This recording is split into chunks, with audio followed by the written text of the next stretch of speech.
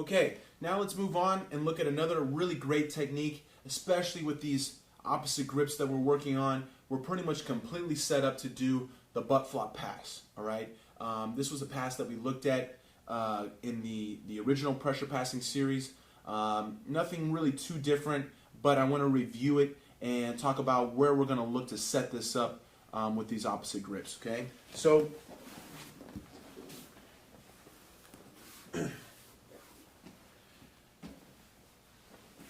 I have my hand on the inside of the knee and the collar here, okay?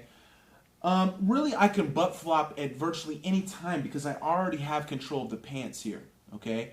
But normally the main time that I look to butt flop is when I see that they want to play on their right side, okay? So maybe if he like had more of an inverted De La Hiva and he wants to start, you know, looking to switch sides, switch grips, maybe spin or anything like that, when I see this arm looking for my leg, I have a clear shot to go around his head, okay? So I'm going to need to change my grip from holding the collar to hugging his head here. So as I see him start to move, I'm going to let go forward. I'm going to put my knee down so I can do this slow.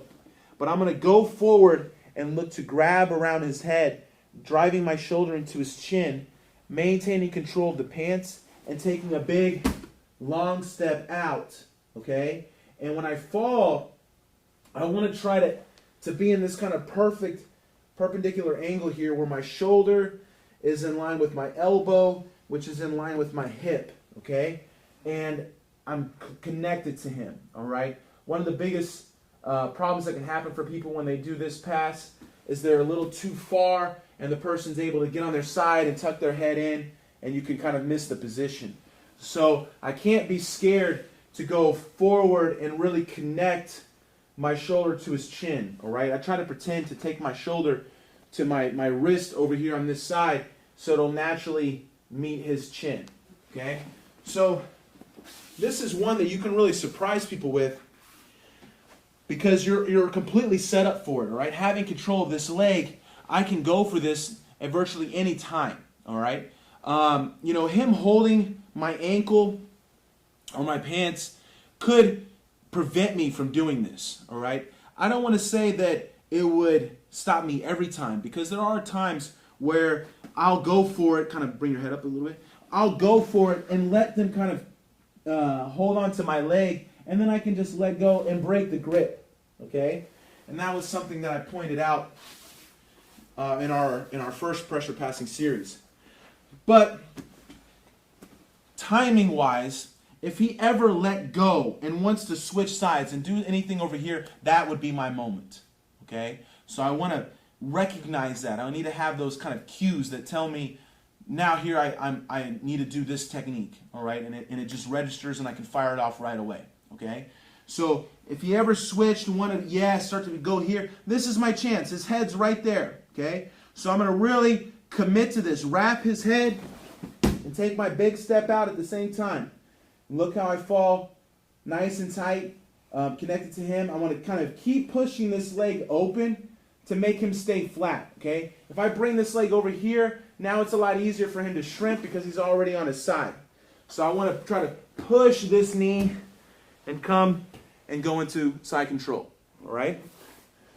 Let's look from the reverse.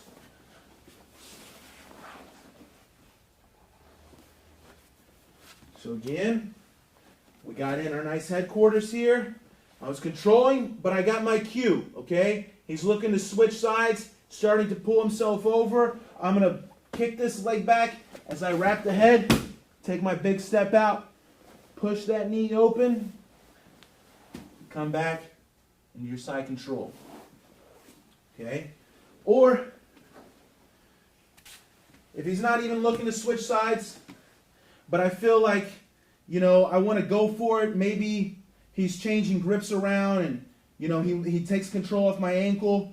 You know, and maybe he looks to break the grip on my sleeve on his pants, okay? And he lets go. That's my chance. So forward, wrap the head, big step.